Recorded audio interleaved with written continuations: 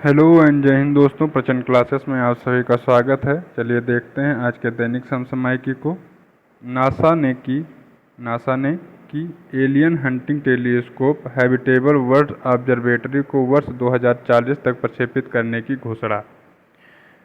यह टेलीस्कोप जीवित जीवों द्वारा प्रदान किए गए विभिन्न प्रकार के बायो सिग्नेचर की खोज करेगा। नासा के मुख्य वैज्ञानिक डॉक्टर जेसी क्रिस्टियनसेन का मानना है कि HWO हैबिटेबल वर्ल्ड ऑब्जर्वेटरी हमारे जीवन काल में हमारे सूर्य जैसे तारे के रहने योग्य क्षेत्र में एक ग्रह के वायुमंडल में संकेत खोजेगा। ओके, तो ये जो है 2040 तक नासा इसको प्रक्षेपित करेगा। चलिए देखते हैं अगला न्यूज।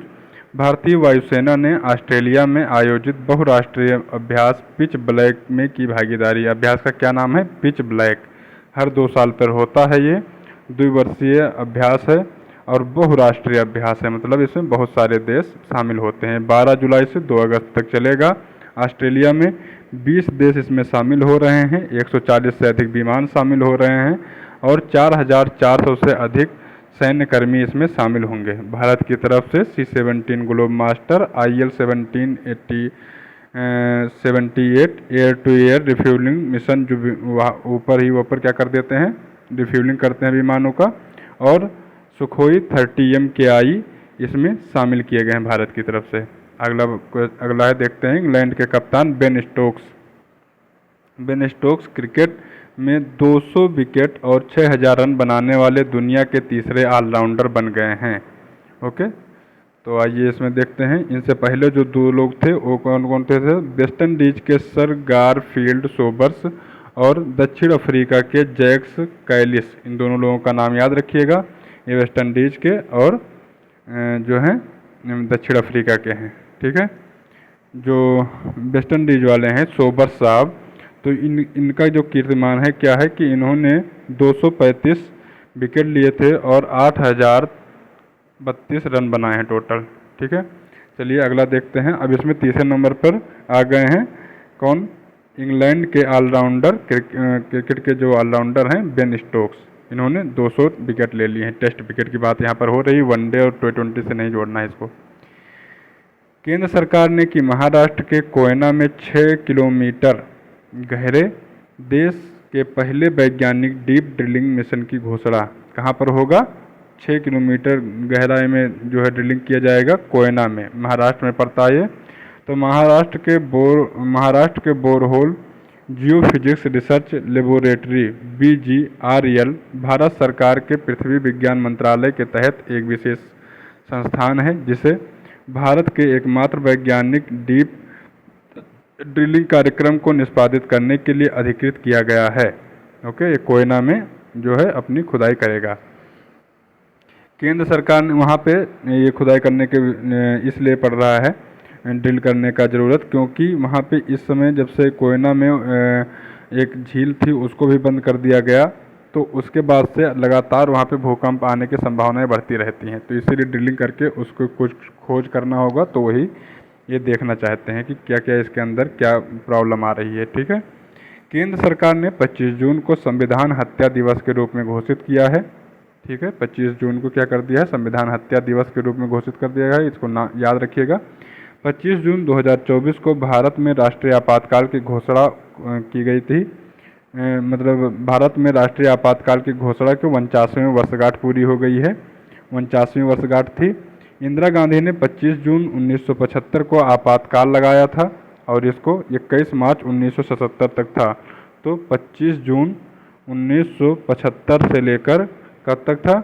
21 मार्च 1977। ये सब डेट याद रख लीजिए, क्योंकि हो सकता है इसको आपसे पूछ लिया जाए इस बार। के तहत संविधान के विशेष प्रावधानों का इस्तेमाल नागरिक स्वतंत्रता को निलंबित करने, सामूहिक गिरफ्तारियां करने और अन्य उपायों के अलावा प्रेस की स्वतंत्रता को कम करने के लिए इसमें जो है प्रयास किया गया था। इस समय जब प्रेस में कोई चीज़ें छपती थी तो सरकार के खिलाफ जो होती थी, तो कई प्रेस वाले ऐसे खाली जगह छोड़ दिया करते थे और लिखते नहीं थे कुछ, क्योंकि उनकी गिरफ्तारी हो जाती थी, प्रेस उनका बंद करवा दिया जाता था। नाबार्ड के केरल में प्रारंभ किया एकीकृत जनजातीय विकास कार्यक्रम। ओके, कहाँ पे? नाबार्ड ने चालू किया है केरल में। आइए इसके बारे में देखते हैं। तो केरल में कुलथुपुजा ग्राम है, एक ग्राम पंचायत है, वहीं पे चालू किया गया है। ये पर्यावरण संगठन थानल इस परियोजना का कार्यान्वयन एजेंसी है। क्या नाम है? पर्यावरण संगठन है, उसका नाम है थानल, ये याद रखिएगा, थानल नाम है। इसकी कार्यान्वयन एजेंसी है, जिसका उद्देश्य अगले 5 वर्षों में आदिवासी परिवारों की आजीविका को बढ़ाना है। कुल मिला के जो बदलना इसमें लिखा हुआ है उसका मतलब है बढ़ाना। पेरू में खोजे गए 800 साल पुरानी चीमू सभ्यता की अवशेष, बहुत ज़्यादा इम्पोर्टेंट है हिस्ट्री के लिए।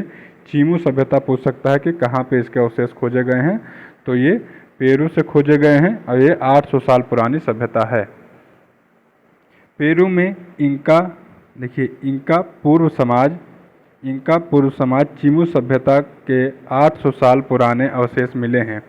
हार, झुमके और कंगन के साथ दफनाए गए 11 व्यक्तियों के अवशेष मिले हैं, जिसमें से उनके किसी अमीर परिवार से होने की संभावना है। आप देख सकते हैं चित्र में कैसे दफनाए गए हैं, ये देखिए बिल्कुल बांध दिया गया है रस्सी से और उनको ऐसे सिकोड़ के दफना दिया गया है।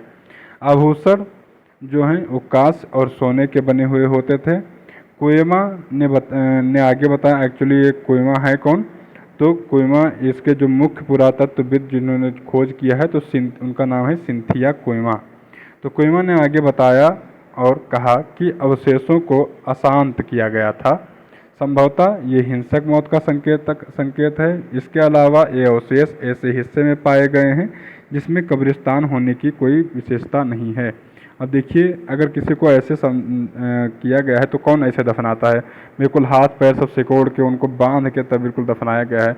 तो वही इन्होंने बताया कि हो सकता है अशांत मौत हो या हिंसक मौत के रूप का संकेत देते हैं ये लोग। ठीक है। चीमू सभ्यता उत्तरी पेरू, इसको याद देख लीजिए कि कहाँ पे पाया जाता था। तो उत्तरी पेरू के शुष्क तटीय मैदानों में पनपी थी, जो इंडीज पर्वत और प्रशांत महासागर के बीच स्थित है।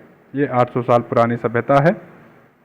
अगला देखेंगे, 16वें वित्त आयोग ने पूनम गुप्ता की अध्यक्षता में 5 सदस्यीय सलाहकार परिषद का गठन किया है।